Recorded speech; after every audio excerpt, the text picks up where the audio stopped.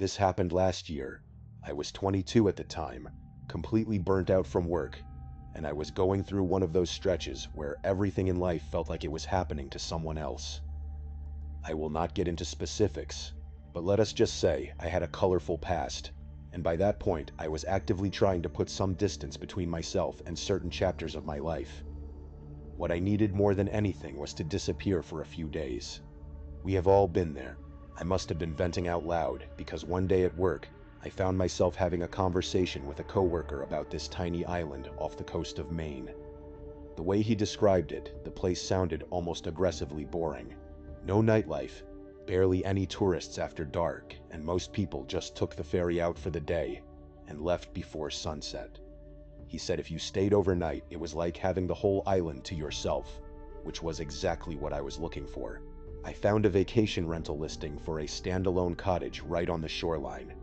The price was suspiciously cheap, and it was available on short notice, which probably should have raised some flags, but I was not exactly in a cautious headspace. I booked it without thinking twice. The cottage itself was small, just a single room with a bed, an unused kitchenette, and a bathroom the size of a closet. It was set back from the water, surrounded on three sides by thick brush that pressed right up against the walls. The front faced the ocean with a single window covered by this thin, semi-translucent curtain that did not do much to block the view in either direction. The walls were paper thin. I could hear the wind moving through the brush like it was right next to my ear. The door had a deadbolt and a chain lock that both looked like they had been installed recently, which struck me as a little odd for such an isolated spot. But I did not dwell on it. I took the late afternoon ferry over and spent the early evening just walking around the island. It was kind of surreal watching the place empty out as the day visitors filtered back to the mainland. By the time the sun went down, there was almost no one left. There were no streetlights, no ambient noise, nothing. I was pretty much left alone to enjoy the sounds of the ocean by myself. It was beautiful. I grabbed dinner at this little pub near the ferry landing. The bartender was friendly enough, but I noticed that she gave me a weird face when I told her where I was staying. On the walk back, I passed a small dock tucked into a cave maybe 100 yards from the cottage. There was a single blue motorboat moored over there. It stood out because all the other boats I had seen on the island were larger lobster vessels. I made a mental note of it, but did not think too much beyond that. I got back to the cottage around 10:30, locked the deadbolt in the chain, and settled in for the night. Up until that point, I was really enjoying the time away from everything. But of course, that peace did not last. I realized my phone charger was busted, or maybe it was the outlet I was using. But the point is, my phone would not charge no matter what I tried. I tried every outlet in the cottage. My phone was on low battery, and I was 100% sure it was going to die within the hour. Luckily, I did not really need it to get back to the ferry. I had a physical ticket, but no one likes having a dead phone. I decided to just call it a night and go to sleep. I was exhausted anyway, and I did fall asleep pretty quickly actually. The exhaustion from the past few nights hit me all at once, and I was out within a few minutes of my head hitting the pillow. I woke up randomly in the middle of the night. I do not know what pulled me out of my sleep exactly, but once I was awake I heard it. Footsteps on the gravel outside the cottage. They were close, right in front of the door, and whoever was out there was taking their time, which I could tell because there was a long pause in between each step. It definitely did not sound like an animal scurrying around. I shifted in bed just slightly, and the footsteps stopped immediately. The silence that followed was uncomfortable in a way that I could not really describe. It stretched on long enough that I started to convince myself I had imagined the whole thing, or that it really had just been an animal. I did not want to move, so I just stared at the ceiling in that same position. I am not sure what I was waiting for, but I was so freaked out that I could not even think straight, and a few minutes later, the footsteps came back. This time, there was no mistaking the direction. They were not passing by, they were approaching. I heard them come right up to the entrance of the cottage and stop directly in front of the door. At that point, my heart was damn near pounding out of my chest. I felt like they could hear it, but there was nothing I could do besides try and be as silent as possible. As if the situation was not bad enough, whoever was out there turned on a flashlight and tried shining it through the front door. I could not move because I was petrified in fear. That person clicked off the light and tried the door handle. I shut my eyes and prayed the deadbolts would hold, and they did. I thought that would be enough of a deterrent, but I was wrong. A few seconds passed, and then they tried again, putting more weight into it this time. Then came several hard bangs, one after another. The sound was so loud in that tiny little cottage that I actually flinched with each impact. The bangs activated my brain, though. The threat was more real. And even though I was still terrified, I knew I had to do something, so without thinking, I jumped out of bed while that person was still banging on the door and crouched down behind it. I was fully prepared for what was about to happen. But instead of that person bursting through the door, everything went quiet. I stayed crouched down for a few seconds, trying not to breathe too loudly. And then, and I still remember this vividly, whoever was on the other side of the door spoke. He said, "I know you are in there, Leo." I almost yelled out in shock, but I stopped myself. It was a man's voice, one I did not recognize, but he somehow knew my name. He knew I was there. The footsteps moved away from the door and along the side of the cottage. I tracked the sound as it passed the bathroom wall and continued around. He was taunting me. He knew I was in there. My confidence was gone. Hearing my own name was enough to make me dizzy. It was the scariest moment of my entire life. Over the next stretch of time, I have no idea how long, maybe 20 minutes, maybe an hour, whoever was outside circled the cottage. I had no idea what they were doing, and a part of me was screaming for them to just break down the door and get it over with already. Eventually, the footsteps receded from the cottage. Then, from the direction of the dock, I heard an engine start. It was the unmistakable sound of a small outboard motor. I listened as it pulled away from the shore and faded into the distance across open water. I did not sleep after that. That is not an exaggeration. I stayed awake the entire night. The second it was bright enough to see, I was out the door. The gravel around the cottage told the whole story. There were heavy boot prints circling the cottage multiple times. The prints led in a straight line from the cottage toward the dock and ended right at the waterline. The next day was honestly a blur. I returned the key to the property owner, boarded a ferry, and made it home. But I was not in a good headspace. Here is the thing that still gets me. Whoever was outside that cottage did not come from the island. They came by boat, specifically to that cottage, and on that specific night, they knew my name and exactly where I would be. The thing is, I have absolutely no idea how they could have tracked me down. I confronted my coworker about it a few days later, the one who told me about that island in the first place. And he swore up and down he had not told anyone about my trip. And honestly, I believed him. He looked genuinely freaked out when I told him what happened. I mentioned earlier that I have a colorful past. I am not going to get into the details, but let us just say, I am not exactly shocked that someone out there might want to find me. What I still cannot wrap my head around is how did someone track me to some random island off the coast of Maine?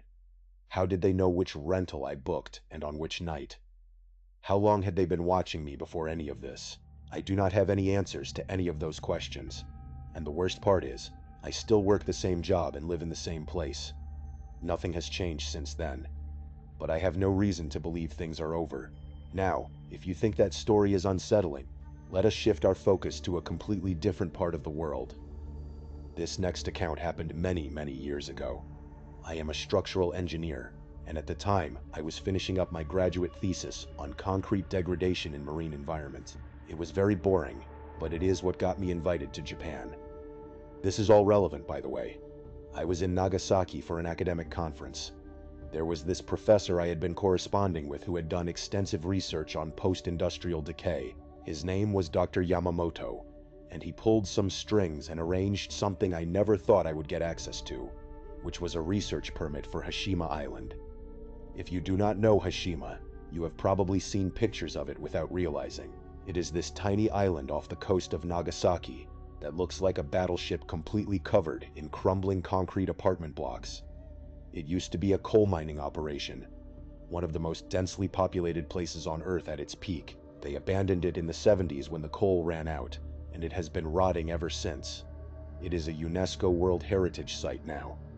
Tourists can technically visit, but only on guided tours that stick to a narrow concrete path along the seawall.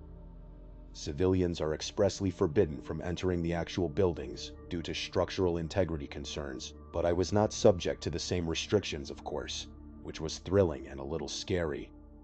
I had to sign an exhaustive stack of papers, basically waiving my right to damages should I injure myself or something. The morning of the visit, I took an early ferry from Nagasaki. It was not a tourist boat, but rather a smaller vessel arranged through the research office. It was just me and my escort, a guy named Takeshi. He did not talk much. I did not really mind because I was so hyped about the excursion. The approach to Hashima plays tricks on your eyes. When it first appears within your line of sight, it looks deceptively small, insignificant almost. But then as you get closer, the scale of it hits you. The seawall wrapping around the entire island, the apartment blocks stacked on top of each other. It really is something else. I had seen hundreds of photos, but none of them prepared me for actually laying my eyes on what I can only describe as a true wonder. Takeshi gave me the briefing on the dock. I had access to several buildings beyond the normal tour route. He actually had a list, but there were still rules such as stay on designated paths, do not enter anything marked with red tape, do not remove anything, do not touch anything you do not need to, and stay within visual range of him at all times. He said that last part twice. I also had to wear a hard hat, steel-toed boots, and these bulky reinforced work pants that made it a little difficult to walk. Despite all the excess gear, the first couple of hours were amazing. I was taking photos, taking notes, completely in my element. Takeshi followed at a distance, occasionally glancing at his watch. He clearly wanted this over with. We entered one of the large residential blocks around midday. The stairs were intact, but barely. You could see daylight through the gaps in the landing. Takeshi waited on the ground floor while I went up, which I thought was a little strange given his whole stay within visual range speech, but I was not going to argue. It was kind of irritating having him follow me around anyway. I was on the 4th floor examining a section of wall where the concrete had completely separated from the rebar underneath when I noticed something off. The dust patterns were wrong. There was dust everywhere, obviously, decades of it, but there was this path through it, like someone had been walking this route regularly. Not recently maybe, but often enough that the dust had not fully settled back. I followed it with my eye and realized it led to a room at the end of the corridor.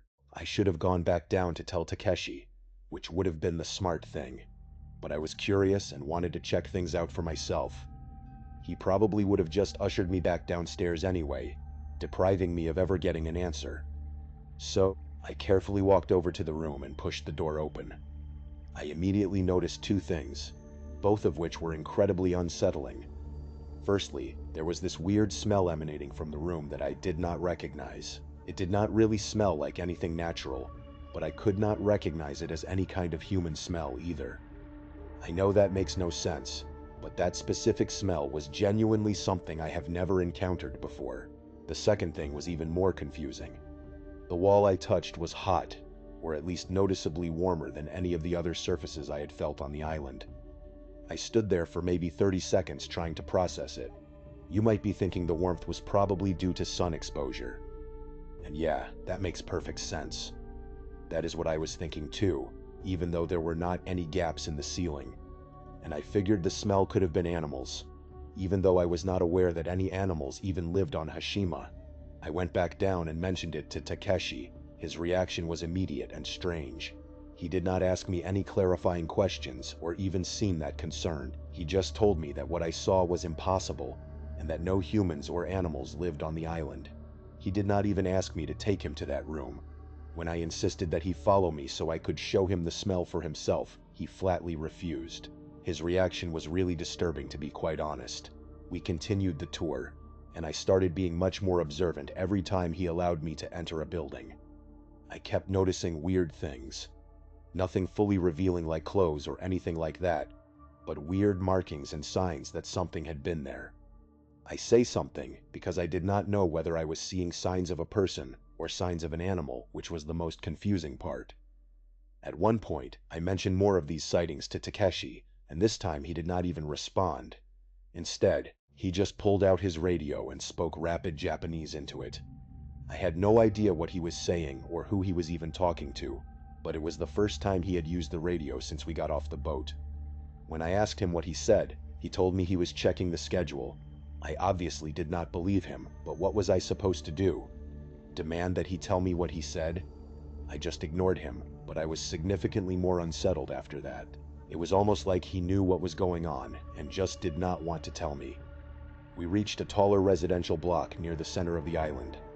Takeshi hesitated at the entrance. He actually stopped walking and stood there for a few seconds before following me in. I remember thinking that was weird. He had been bored and impatient all morning, and now he was all attentive. But I did not care. I was not going to let someone else's attitude stop me from exploring. The stairwell was narrow and dark, but structurally sound. We went up maybe 5 floors. Takeshi was right behind me the whole time, which felt like a change from his earlier indifference. And then, after walking into one of the corner rooms up there, I saw something that immediately validated all my previous concerns.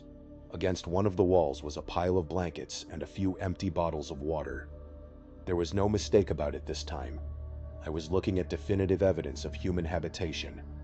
I regained my composure after the initial shock and turned to show Takeshi. There was no way I was going to allow him to dismiss my claims this time, but when I stepped out of the room, he was gone.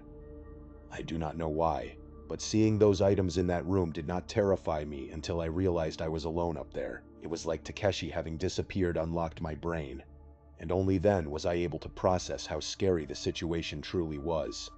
There was someone else on that island. I suddenly felt a very acute urge to strip out of my gear and scratch myself. My whole body was itching and I was starting to freak out. I frantically made my way back to the stairwell we had come up, thinking I would just run down and end the trip short. But no. As if things were not bad enough, I turned the corner and realized the stairs were blocked. There was a pile of rubble spilled across the landing, enough that I could not get through. I did not have time to think about whether it had collapsed naturally or whether someone had piled it there purposefully. I just turned and ran. I ran past that room and down the corridor, praying that there was another stairwell somewhere close by. I did not care about the structural damage anymore. I was so scared and did not care about anything other than getting the hell out of there. As I was sprinting down the hall, I heard movement from somewhere behind me. It sounded like footsteps stepping out into the hallway. I did not turn around. No chance in hell. I just kept running. The only problem was that it was like a maze in there. I was too scared to think straight and I felt like I was running in circles. The whole time I could hear footsteps behind me. At first I thought it was Takeshi, but after a while I realized there were multiple sets of footsteps, which meant I was being followed by multiple people. I finally found another stairwell and I practically jumped down it. I do not remember much about getting out of the building. I remember daylight and then sprinting across open ground and then the dock. Takeshi was just standing there by the boat. Seeing how unfazed he looked took me from scared to downright angry. I started screaming at him about what I had seen, about the people in that building, about him abandoning me, everything. I think I even accused him of piling that rubble up in an attempt to strand me in there. He barely even blinked. It was like he was not hearing what I was saying. I wanted to put my hands on him, but that would have been a terrible idea. He was my way off the island. He had all the power, I had none. The way he did not even react to what I was saying only made me angrier. At one point, I actually kind of hoped that whoever had been stalking me in that building would turn a corner so Takeshi would believe me. He waited for me to finally calm down, and then instead of acknowledging anything I had said, he just said we were leaving. I did not know what to think. I was still pretty unsettled and scared at what had just happened.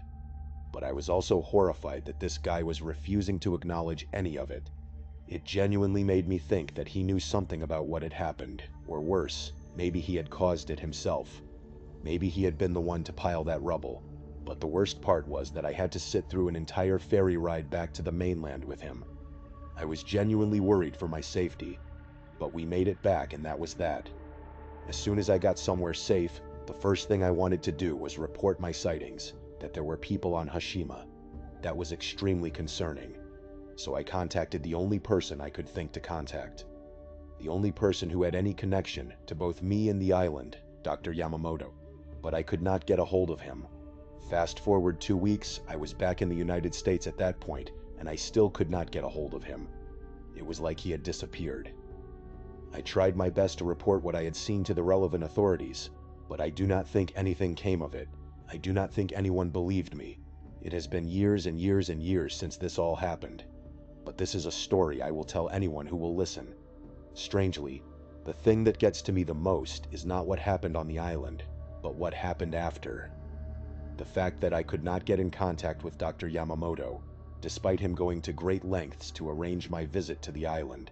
The thing I regret the most is not taking more action to get to the bottom of what was going on there.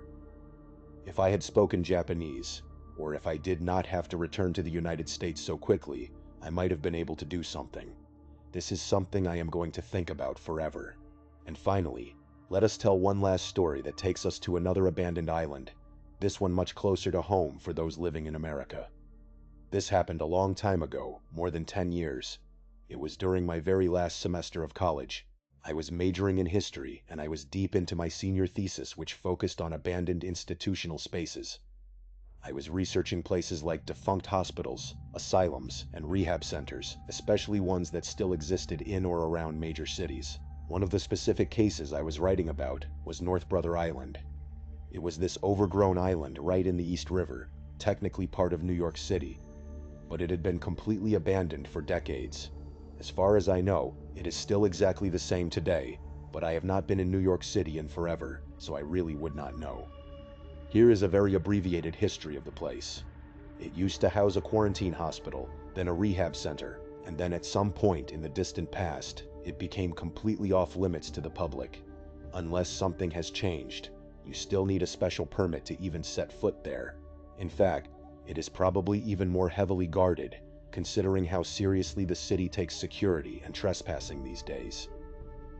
That is all you really need to know about the background of the place. But for any fellow history buffs out there, feel free to do your own research. You might even find my thesis online somewhere. I never actually planned on going there. That would have been highly illegal. But I mentioned it offhand one night to two of my friends, Jansen and Jesse, while we were out drinking. I was probably complaining about how long my research was taking, knowing how lazy and unproductive I was back then. Surprisingly, they both thought my thesis topic sounded really interesting, despite the fact that neither of them were history majors. So, I told them some of the interesting tidbits about the various places I was researching.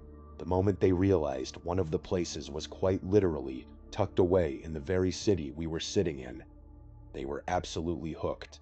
Jansen, Jesse, and I guess myself by extension, were really into that whole urban exploring edgy vibe back then. Back then, it was decently popular among young guys our age. They both thought it sounded like the perfect target for an urban exploration trip. And I will admit, after all the research I had done, I was curious too. Not in a ghost hunter way or anything, but more like if I was going to describe the place in my thesis, why not actually see it with my own eyes? Fast forward a few weeks, and that is how we found ourselves sneaking through Barretto Point Park in the Bronx at 2 in the morning with 3 solo kayaks in tow.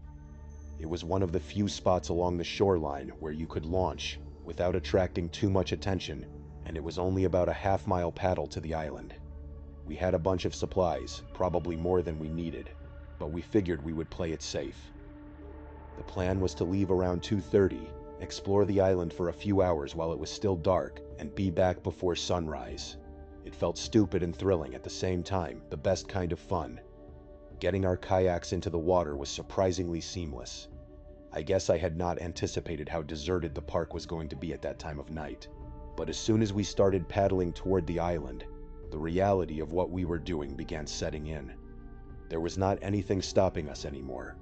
All we had to do was paddle at that point, and a bit of nervousness started creeping into what had just moments earlier been pure excitement. Regardless, we made it to the island. Pulling the kayaks onto the shore was a bit of a struggle because of all the overgrowth. We had to push through some tall reeds and weeds, just to find a somewhat stable spot to leave them. Once we were on solid ground, the three of us just kind of stood there for a second, taking it all in. It was dark, obviously, but we had flashlights, and the moon was bright enough that you could make out the general shapes of things. The first thing I noticed was how quiet it all was. I know that sounds cliché, but you have to understand, we were technically still in New York City. The Bronx was right there, maybe half a mile away, and yet it felt like we were in the middle of nowhere. We started walking inland.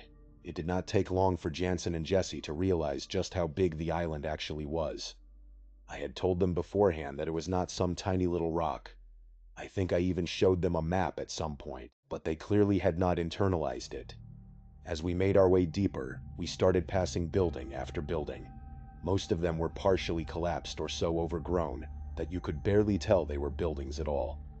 At one point, Jesse stopped and just stared at this one structure that had a tree literally splitting it in half. He said it looked like something out of a post-apocalyptic video game, like one of the ones where you are scavenging through the ruins of civilization. He was not wrong. That is exactly what it felt like. There was something almost alien about the way nature had reclaimed everything, like the island was actively trying to swallow any evidence that humans had ever been there. I remember thinking that if I did not know better, I would assume the place had been empty for centuries, not decades. We explored a few of the more intact buildings, shining our flashlights into rooms that had not seen visitors in God knows how long. Most of them were empty, but in one of the larger buildings, Jansen found something on the ground near a doorway. It was a half-empty can of spray paint. He immediately wanted to use it, and Jesse was totally on board. I told them no, that it felt disrespectful, not just to the buildings, but to the history of the place. People had lived there and people had died there. But they pointed out that there was already graffiti all over the walls, some of it pretty elaborate, and argued that a little more was not going to make a difference. I did not have the energy to keep fighting about it, so I told them I was not going to stop them, but I was not going to stick around and watch either. In hindsight, wandering off alone was probably a huge mistake. I made my way through a few more rooms, trying to take mental notes for my thesis, but the further I got from Jansen and Jesse, the more unsettling everything became. It is hard to explain unless you have been in a situation like that. When you are with other people, even in a creepy place, there is a buffer. You can tell yourself it is fine because nothing bad would happen with witnesses around or whatever. But being alone is a completely different story. I was walking down a long hallway in one of the larger buildings. I think it might have been part of the old hospital complex, when I heard Jesse's voice call my name from somewhere ahead of me, from one of the rooms further down the hall. The sound of it made me jump, and even though I knew it was him, I was still pretty freaked out. I started walking toward it, and something began to feel off.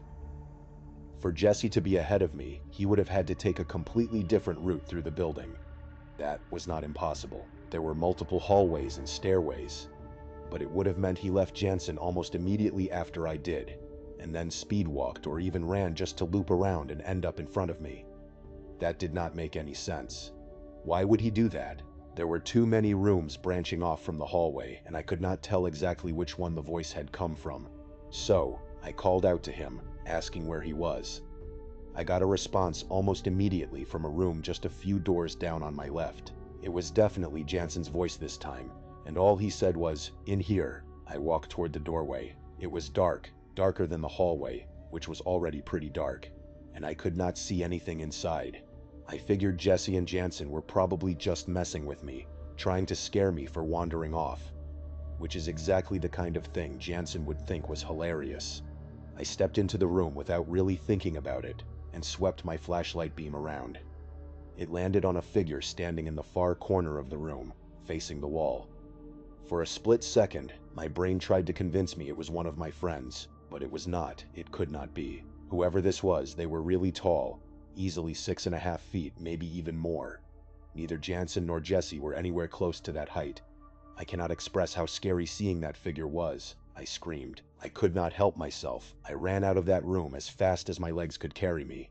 I did not care about being quiet anymore. I was yelling for Jansen and Jesse to run as loudly as I could. I have never been more scared in my life. I felt like whoever had been in that room was going to catch me, or something else would jump out from one of the many pitch-black rooms I was running past. I found my friends near where we had originally split up. When they saw me sprinting toward them in a state of pure panic, they just started running too. We did not stop until we reached the kayaks. Once we caught our breath, I told them everything. They did not believe me at first, which I completely understood. If If Jansen had told me the same story, I would have assumed he was messing with me. But I pleaded with them to believe me, that I was not making it up, and after a minute or so, they actually started to look more scared than me. We decided to just leave. Whatever we had come to see, it was not worth sticking around after that. But right as we started dragging the kayaks back toward the water, all three of us heard it at the same time. It was faint but distinct, a moaning sound coming from somewhere in the darkness behind us. It sounded like a woman, an older woman, either crying or wincing in pain. It was not loud, but it was loud enough that we could hear it clearly if we focused. None of us said anything, but I could tell Jesse and Jansen were losing it. I was too. My hands were shaking so badly I could barely hold my paddle. We finally got the kayaks into the water. The paddle back felt like it took forever, but we made it. The whole drive back, none of us could stop talking about what had happened. We went over every detail, trying to make sense of it, trying to come up with some rational explanation. But the thing I kept coming back to, the thing that freaked me out the most, was the voice, because that was definitely Jesse's voice I heard in that hallway. I know Jesse's voice as well as I know my own, and whatever called out to me sounded exactly like him. Except Jesse was nowhere near that part of the building. He was with Jansen the whole time. I have thought about going back to the island over the years, but I never have. For one thing, I am pretty sure it is basically impossible now. From what I have read, they have really cracked down on unauthorized access. Even if I wanted to, I do not think I could get within 100 yards of that place without getting intercepted by someone. I really do not believe in the paranormal. I never have. But I have a hard time explaining what happened that night any other way. Someone was on that island with us. Someone who knew my name. Someone who could make their voice sound exactly like Jesse's. I do not think I will ever get a real answer to what happened that night. But as we look back at all three of these stories, a very unsettling pattern begins to emerge. In all three cases, we have individuals who sought out the absolute isolation of an island, hoping to find peace, academic focus, or just a bit of adventure. Leo wanted to escape the burnout of his everyday life and the lingering shadows of his colorful past. He went to a quiet island in Maine, where he was assured he would be completely alone. Instead, he was tracked down by someone who knew his name, someone who came by boat specifically for him and circled his cottage in the dead of night. Then we have the structural engineer who went to Hashima Island, a place that is supposed to be completely abandoned and heavily monitored. He found signs of life, blankets, water bottles, and a warm wall with a strange smell. When he tried to point it out, his guide abandoned him, the stairs were blocked, and he was chased by multiple sets of footsteps. And when he tried to contact the professor who arranged the trip, the man had vanished. Finally, we have the history student on North Brother Island, who heard the voice of his friend calling to him from a dark room, only to find a massive, unknown figure standing in the corner, followed by the sound of a woman crying in the dark. The initial theories in all of these situations usually revolve around simple misunderstandings, overactive imaginations, or perhaps local teenagers messing around. When Leo first heard the footsteps, he tried to convince himself it was just a wild animal. When the engineer felt the warm wall, he assumed it was just sun exposure. When the history student heard the voice, he assumed his friends were playing a prank. But in each story, there is one small, terrifying detail that completely shatters the easy, rational explanation. For Leo, it was hearing his own name spoken through the door by a voice he did not recognize.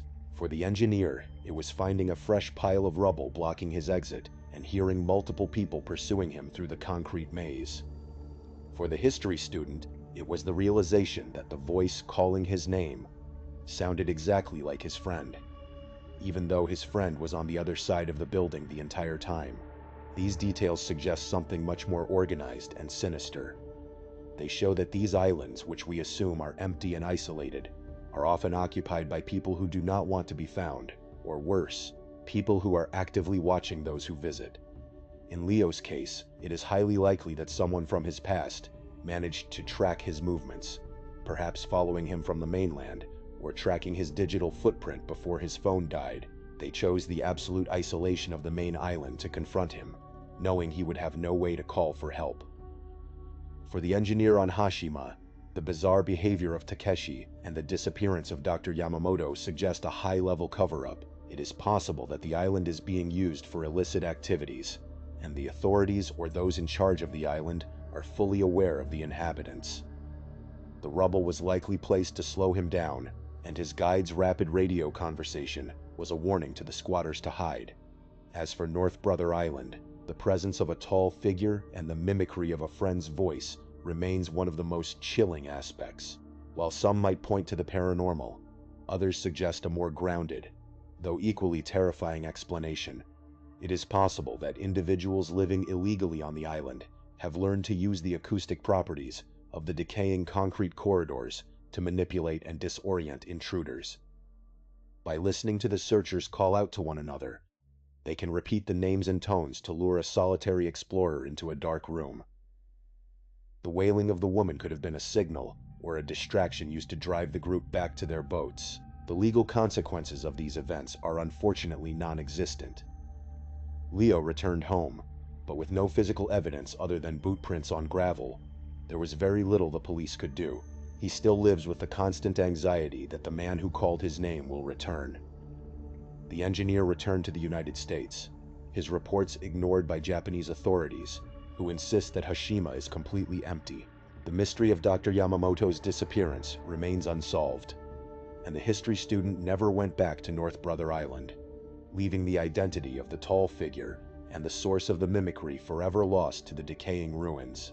These stories serve as a stark reminder that isolation is a double-edged sword. When we seek out places where no one can find us, we must also accept the fact that if we run into trouble, there is no one there to save us. The silence of an island can be beautiful, but it can also drown out the sound of a call for help. Whether it is a stalker from a colorful past, a group of hidden inhabitants on a concrete battleship, or a terrifying presence in an abandoned hospital, the shadows of these islands hold secrets that are sometimes better left undisturbed. The families, the survivors, and those who have experienced these near misses are left with a lingering, emotional resonance. They are forced to live their everyday lives with unanswered questions, constantly looking over their shoulders, wondering if the footsteps will return, if the stairs will be blocked again, or if a familiar voice in the dark is actually a trap. Thank you so much for watching. Let me know what you thought of today's episode in the comments. And remember, we have a whole playlist of true crime episodes ready for you to binge right now. Until next time, see ya.